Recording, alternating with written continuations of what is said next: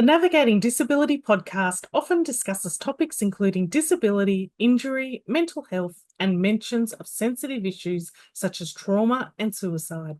Listener discretion is advised. Please take care while listening. Welcome to the Navigating Disability podcast. Today, we're thrilled to have Jo Chambers with us. Jo's journey into disability advocacy began about 7 years ago when her mum went into a wheelchair and aged care at the same time. Wanting to bring more colour and joy into her mum's world, Jo first looked into sourcing wheel covers from abroad. While it seemed like a simple idea, she wasn't ready to take it on at that time. Fast forward 5 years, Jo realised there was no business in Australia dedicated to producing wheel covers. And that's when she decided to take the plunge. Now, almost 2 years later, Jo is leading a business focused on providing this much-needed product. We're excited to hear more about Jo's journey and the impact she's making today. Welcome, Jo, to the podcast. Well, thank you, Kate. Thank you so much for joining us. I've had a look at some of the designs on your page, and they are just amazing. Tell me a little bit about 7 years ago when your mum did enter into aged care and so forth. Sure. So it all happened very quickly. Mum had been on a medication for, I'm just guessing when I say 20 odd years, which had basically eaten away at her knee like termites. So she'd been suffering a little bit, but not really understanding what was happening. She was still getting about with a walker. She was living on her own, and she was still driving and volunteering and living, away from kind of all of us within an hour, but independently, completely independently. And all of a sudden, her knee just gave way. So she had a fall, which resulted in a hospital stay, which resulted in she basically picked up an infection while she was there. She went into intensive care. They lost her in the transport from one hospital to another, brought her back a couple of times. She ended up in intensive care. From there, she went into a rehab situation. So it was an extended stay. And when she came out, she couldn't go back to her old life. So it meant her living with me for a period of time, the transition into the wheelchair, and then into aged care. So in just the blink of an eye, her life just flip-turned, and she ended up, needing 24/7 care. And the only way she could get about was the wheelchair. And at the time, she still every now and then used the walker, but for the most part, she was wholly dependent on her wheelchair. And I didn't feel good about that whole situation. It was very difficult to transition her into there. She didn't want to go, as she was only in her mid-70s. So to her, it wasn't her place to go yet. And she wanted to live with me, which was just really too difficult. It was one of those things. I just had to do it. So instead of really dwelling on that side of things, I turned it around to the other side and went, okay, so how can we make this as good an experience as possible for her? And I know a lot of people transition into aged care and they take, their family just gather all their things from home and pop it in there. And I just went, no, nothing old, nothing dark. It all has to be fresh and bright and lovely. So, I made her a bunch of beautiful cushions. We got new bedding, put up pictures of all her grandchildren on the walls, and just really made it a nice experience. Switched out all the dark, older furniture for white furniture. So brought in a little light and bright. It started on her garden. Just to ask, was that hard for her to get rid of all the old stuff? I don't think so. My mum was an op shop queen. Like, she had so much stuff. She volunteered at op shops. She brought a lot home. I think that's why she volunteered. She was, addicted to bringing stuff home and making good of, with old stuff. Yep. And there was too much of it. And B, it was, once we'd explained her why, she was good. And she took a lot of her all her personal stuff went with her. She loves bright coloured clothes, and so all of that went with her. Anything that meant anything, but the stuff that she'd had in her apartment, as we explained to her, let's just freshen everything up, Mum. She was fine. She was okay with it. So, I used a bit of creative license and created some new little curtains, helped her with the level of privacy. She's a very private person. She didn't want people just to be able to, look through the louvers on her door and all that sort of thing. So really made it her own space. And then when, now you've got this wheelchair, which is not particularly fun, and definitely not colourful, because it's a real sort of... Just a wheelchair. It's just a wheelchair. Nothing about it is personalised for Mum. None of it was customised, personalised to her. So I put a bright, funky bag on the back, which she throws all her bits and pieces in, and then went, I'm sure there's more we can do. So when I was researching, that's when I found the company abroad and ordered wheel covers from there, but it took a really long time. And they were meant to arrive for her birthday, but didn't. And it's like, what the heck? And then when they arrived, I went, wow, this is crazy. Why are we having to order these from so far away? Like, the concept was really simple. I'll come back to that. The concept was simple. And I, although I couldn't take it on at the time, I did actually look into it. I went to a local printer who unfortunately wasn't motivated to help me come up with solutions. And then I kind of went, okay, too hard basket. I'll leave it alone. And then ordered another set for her from abroad. And then I just couldn't stop thinking about it. So that's when I thought it was my time to shine with wheel covers. I think that's a great idea. I wish I had known all about that when my dad was in a wheelchair. When he was with us, he would have loved that, just to bling out his ride. It would have been amazing. Yes, He would have loved it. And yet so few people actually still know that this option exists. Yeah, I think it's a great idea. Yeah, I do. And I think if people knew, they would just be like, wow, okay.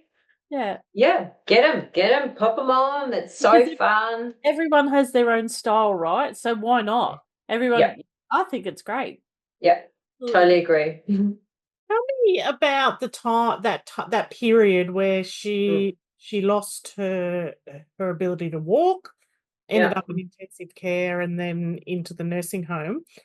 Yeah. Whilst it happened in a blink of an eye, I've got no doubt that while you're in the thick of it, it took an enormous toll.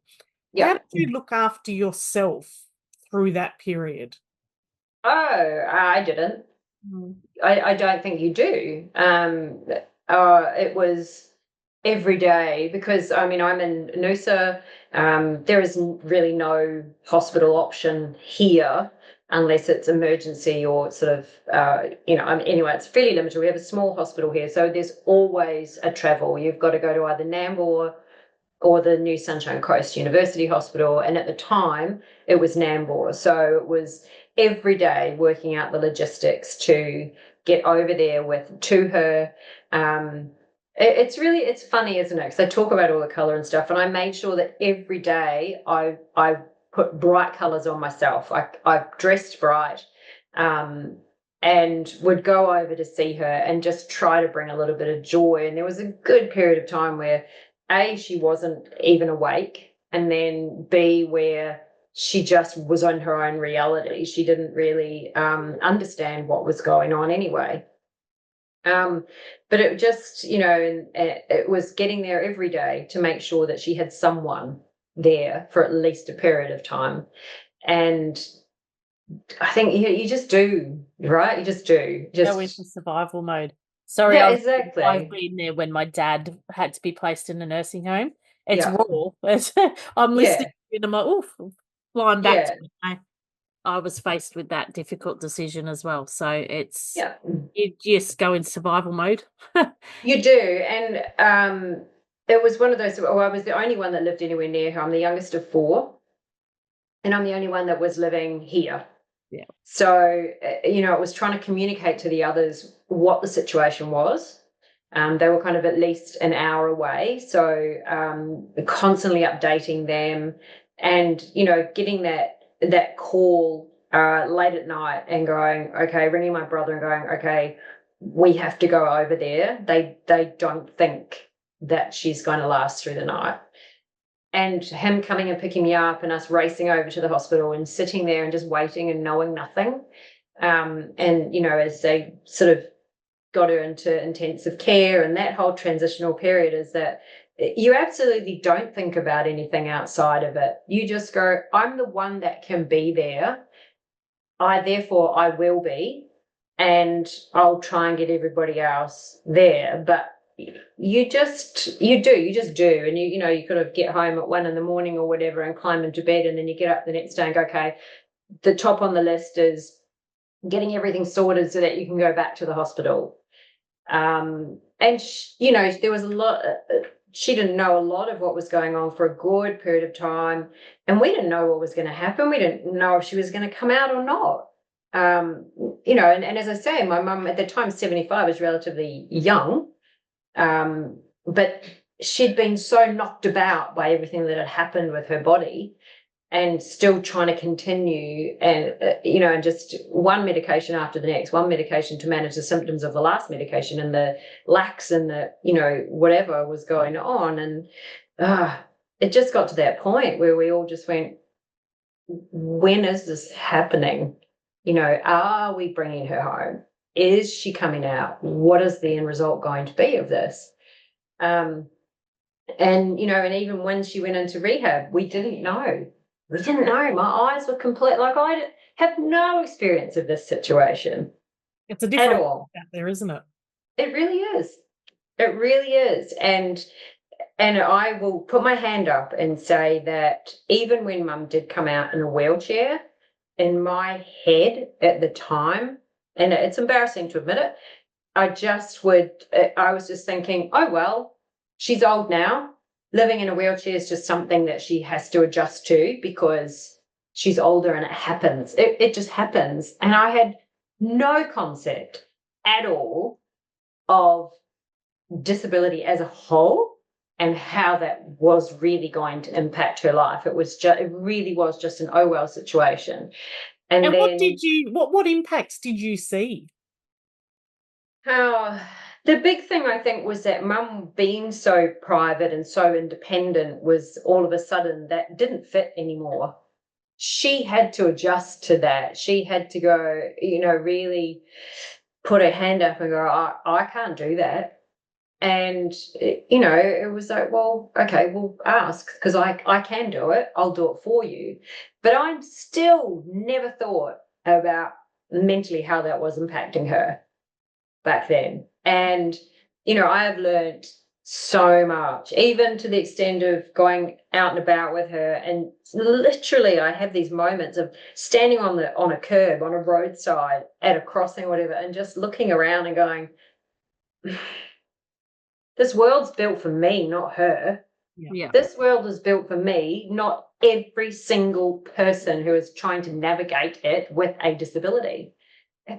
And everything just kept smacking me in the face, and I just kept having all these massive realizations as to how she was now impacted, of where we could go.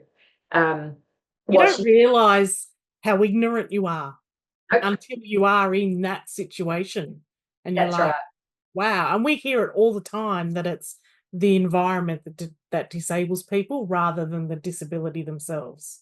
Oh, 100%.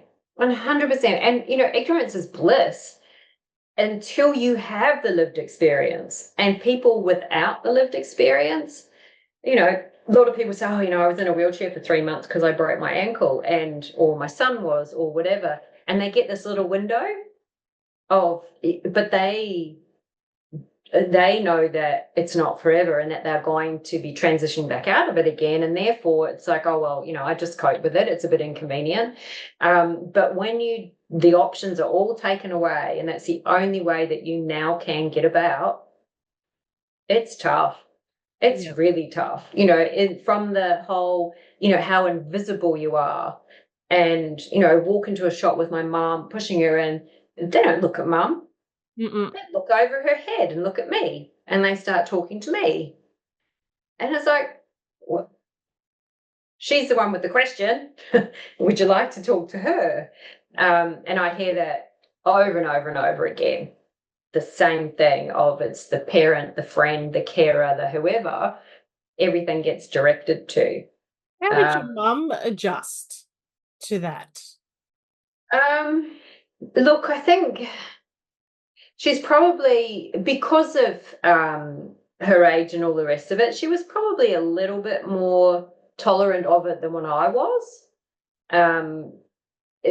Because I think she was more accepting that, but it irked me an awful lot. And for her, I think she's one of those people that if someone doesn't take notice of her, she makes sure as hell they do.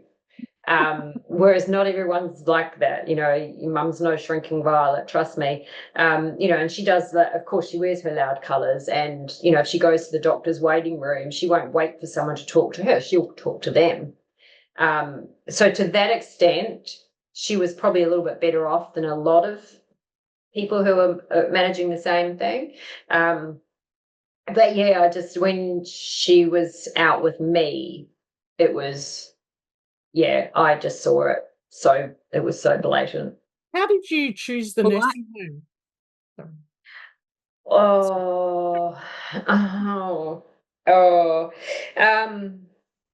Who could have her? Yeah. Massive waiting lists. And I needed, after everything we'd kind of been through, that was when I needed to start taking care of myself, because we'd gone through that whole hospital, almost losing her, rehab and all the rest of it, and all that traveling and all that time, to her coming home and then me going, I got to get my life back. And I couldn't cope very well. And so I talked to a number in the area, and they were either full, they had waiting lists, and eventually I managed to get her to one that could have her for a respite, and that was the basis that I got her there. Otherwise, she wasn't going. Unless I said to her, Mum, it's respite. You need a break from me. I need a break from you. And everyone coming to the house constantly, carers knocking on the door, and I was trying to work from home, and Mum just wouldn't let that happen. There was just interruption after interruption after interruption all day, every day. And that's when I said to myself, look, I'm going to go crazy. If something doesn't change, I have to start taking care of myself and my business. So through all of that, going through all the motions with your mum, who was your greatest support? Who held you up? Nobody. And you'd be surprised to hear as well that during that time, we were also, my partner at the time and I were also navigating the family courts for his daughter. So she was in a pretty awful situation with an alcoholic biological mother, and we were also doing that. So it's a lot to take on.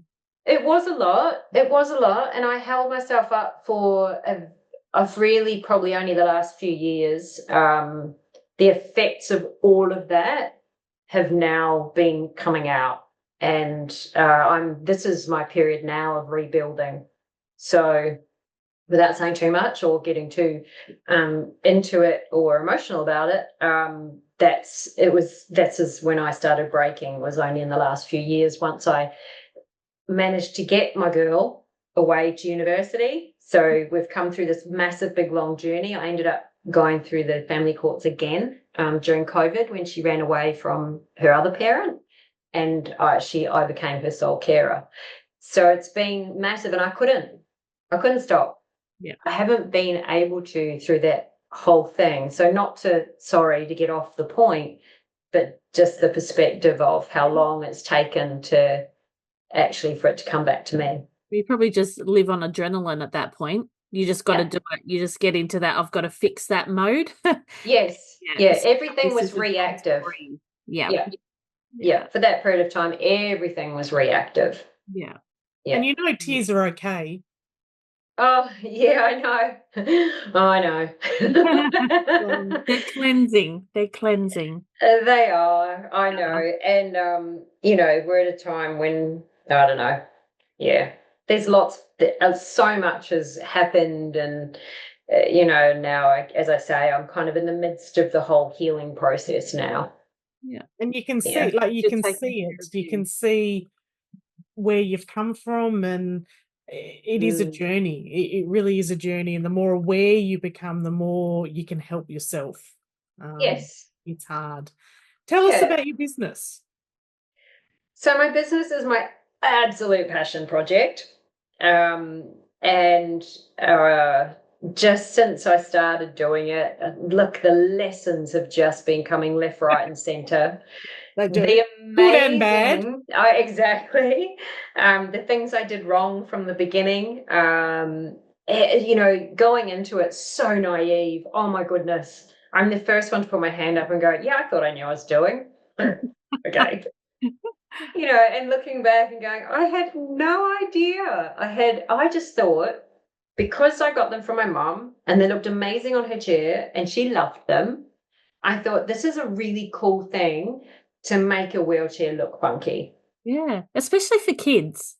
Yes. Not taking away from adults, but I would think that children in wheelchair, they would absolutely love it, especially girls, just blinging it with. Yeah. Yeah. Well, and that was as far as my thoughts got. This would be really cool. Yeah. That was it. It would be really cool. It's a really cool option for a wheelchair user to personalize, customize their chair. I had no concept of the change it would make for those people. And it was the wheelchair users who came back to me and started using language like, this is the most incredible icebreaker. It's a conversation starter. Yeah. I feel seen over my disability. Able-bodied people are stopping me to talk and tell me how amazing my wheels are. People yell out at me on the street, I love your wheels. Isn't that's amazing. That your wheel covers were doing that. Yeah. I had no idea. And every time I got this feedback, I was shocked, and I was maybe so happy, but I was shocked every time. Maybe it was just one person's experience, and then I'd hear from another one, and then another one, and then another one. And then my mum started telling me, she says, you know what? Everywhere I go, someone stops me to tell me that they love my wheel covers and to ask me where I got them from. It's just an absolute icebreaker, isn't it? It just opens the conversation and kind of makes everyone relaxed. Yes. Well, funny you should say that. That was the next lesson, was that it wasn't just amazing for the wheelchair user. It was amazing for the person who got to experience communicating with a person with a disability in a really positive way and feeling confident about doing so. Rather than people staring, going, what's wrong with them? Should I ask? Should I not ask? Yeah. Or what do I say to them? Yes. All you've got to do is, man, I love you've got Spider-Man on your wheels. Or, my mum's currently got butterflies all over there. Oh, look at those pretty butterflies. Everywhere she goes. Everywhere she goes. Something so simple with such a huge impact. Yeah. Exactly. And it's just made me feel that much more like this is 100% what I was supposed to do. Yeah. 100%. And then, everything that's come from that is, there's so much more now than what I ever conceived of at the beginning. So do you make them yourself? I do not. Now, I tried to get everything done on the Sunshine Coast so that I could be really close to everything. And initially I did, and it was amazing because I found this incredible printer. I was very excited that, A, she was a Kiwi like me, B, she was a woman, and C, that it was half an hour up the road. And unfortunately, it got to the point where there were a lot of mistakes being made, and I was really sad about having to sever that relationship and look further afield, because no one else on the Sunshine Coast had the equipment that could do the big flatbed printing and laser cutting and, sort of all in one. It takes a pretty big operation. But thankfully, I got recommended Bailey Print Group, who are in Brisbane, who are phenomenal. Oh my goodness. They're fully sustainable in their operation. My product is recyclable. They use low tox inks. The quality is outstanding. The colors, their design work when I need a bit of a design component, just the best relationship ever. And it's a family run business. So it's a brother and sister. Learned that the sister, Sam, her son is actually in a wheelchair. And I just went, this is a match made in heaven. And they are incredible. They help me in any way they can. Sam's constantly sending me links or connections to people, and it's just the right fit. And they do anything they can for me, which is incredible. Do you do your own designs, or can people ask for certain designs? Yeah, so we have almost 50 designs on the website, 7 Australian artists contributing designs and 2 Canadian. And I have a bunch of designs that I have sourced myself. And then we also offer the option for custom. So people can send us their design or artwork or even idea, and we'll help them to make it happen. That's amazing. And it's even a beautiful gift, wouldn't it be? If you had a grandparent or an uncle or an auntie or a brother or sister and little children doing their art and popping it, something like that. Yep. Yeah.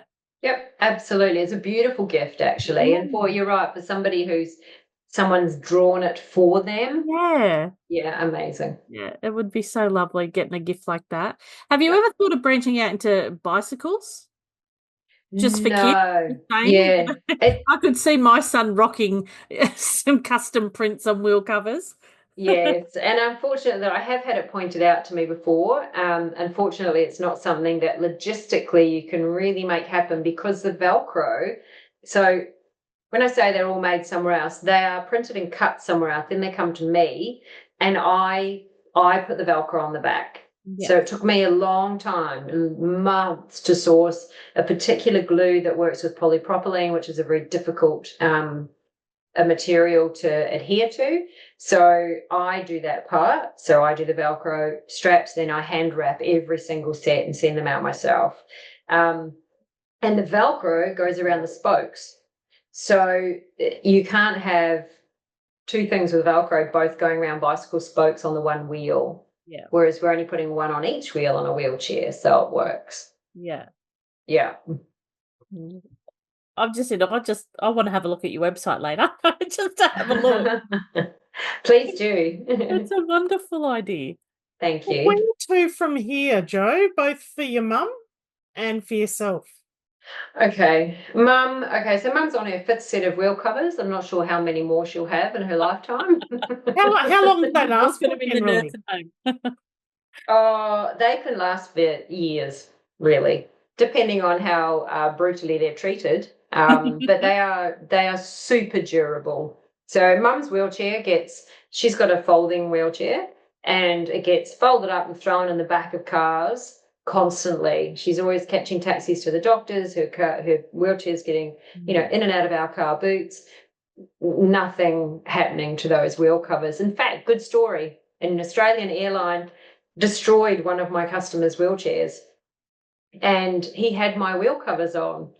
When he got the wheelchair back and the chair was destroyed, the spokes were protected by the wheel covers, and one of the wheel covers had one scratch on it, nothing else. So he was still using the same spoke covers or wheel covers on a new chair, because they survived where the chair didn't.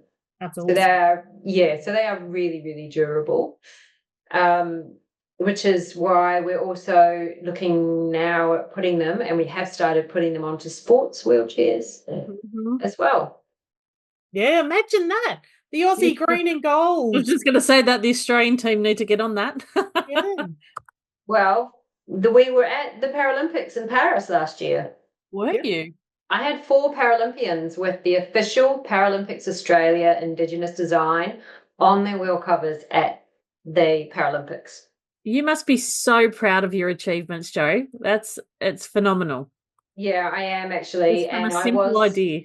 Yeah, I was that ridiculously proud person at funny times of the day and night in front of the TV with my phone, filming people like Hani Watson, the powerlifter, actually coming out and seeing the work and videoing. I'm going, oh my God, videoing as she, took her place on the powerlifting bench and did her thing. And it was so good. I cannot even tell you. And the best shot that came out of the Paralympics for me was a podium shot of the rowing. The English competitor took gold, then the silver competitor was Brianna Hennessy from Canada. She had my wheel covers on because I'd done her custom set. And third place was Susan Saipel from Australia, and she had my wheel covers on. So I have this phenomenal podium shot of the two of them flanking the British lady in the middle. So yeah, that was a huge thing for me. No. Congratulations. It's such an achievement. I can't wait to see so many more out there. We will certainly put up all your links and so forth so people can go and check out your website. Yeah, amazing. We're now looking for I'm helping the Southeast Queensland Wheelchair Rugby League guys to get sponsorship at that grassroots level. So we're putting sponsors' names on wheel covers. So they are, there are a multitude of sponsorship packages that include the wheel covers. So they can have their big logos on them and they look phenomenal. And it's just really helping them at that grassroots level to pay for the court hires, the maintenance of the wheelchairs, etc., and just keep people active at that level, because that's where our next Australian representatives are going to come from. 100%. So, yeah. Well, thank you so much for today. It's been lovely to speak to you. I can't wait to see the rest of the designs come out. Mm-hmm. I reckon you should actually get in at grassroots of the hospitals. Yes, I've had conversations with a couple of different hospitals. Yes. So many different ways you can go. Mm-hmm. Thank you so much, Jo. We really appreciate your time for today. Thank you. Thanks, Jo.